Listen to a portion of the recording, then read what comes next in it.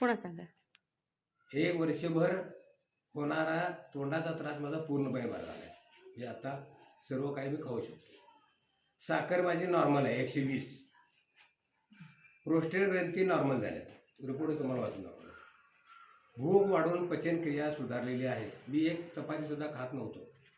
मी आता 2 चपात्या सकाळी 2 संध्याकाळी खाऊन दुपारी खाऊ लागते. भूक वाढलेली आहे. त्यानंतर भूक वाढवून पचनक्रिया सुधारली. हाताचा मी आता हात आहे ना, आता सगळ्या ज्यांनी वय झाले त्यांना सगळ्यांना अनुभव असेल. थोडासा आपलं वय झाल्यावर सही करताना हात असा होतो. आता मला तसं काय सांगा, मला हात कापत नाही, हाताला अजिबात कंपन आजार नाही, तो बरा झाला आहे.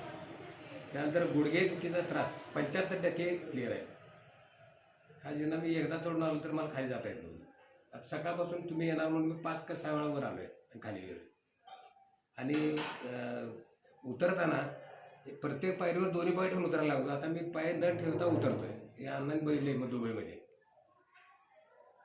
पुढचा त्रास पित्ताची गोळी कायम चालू होती. आता मी फक्त 10% गोळी घेतो. म्हणजे कधीतरी थोडंसं जाणवतं असं वाटलं तरी एखादी गोळी घेतो. म्हणजे 10% तो आजार, पित्ताचा आजार राहिलेला आहे. त्वचेची खाज पूर्णपणे थांबलेली आहे. दुप्पनाचं औषध चालू होतं मला. त्यानंतर रेग्युलर गोळ्या 25 वरून आता 5 वर आहेत. ज्यावेळेला मी पुण्यातून ॲडमिट होऊन इथं आलो होतो त्यावेळेला माझ्या 25 गोळ्या चालू होत्या. आता फक्त 5 घेतोय. ते यांनी सांगितलं म्हणून घेतोय, कारण गरज नाही. माझी शुगर पूर्ण नॉर्मल आहे, पण डॉक्टरने सांगितलं कमी करायचं नाही असं यांनी सांगितलं म्हणून मी शुगरची गोळी कमी केलेली नाही. पण हे 3 रिपोर्ट आल्यानंतर गेलो होतो. डॉक्टरने फक्त अर्धी गोळी कमी केली आहे. 2 महिन्यांनी आम्हाला सांगितले. अजून बीपीचं विचारलेलं नाही. ह्यांच्या प्रोस्टेटवाल्याकडे गेलो होतो. त्यांनी म्हटले की ठीक आहे, तरी पण गोळी चालू ठेवा.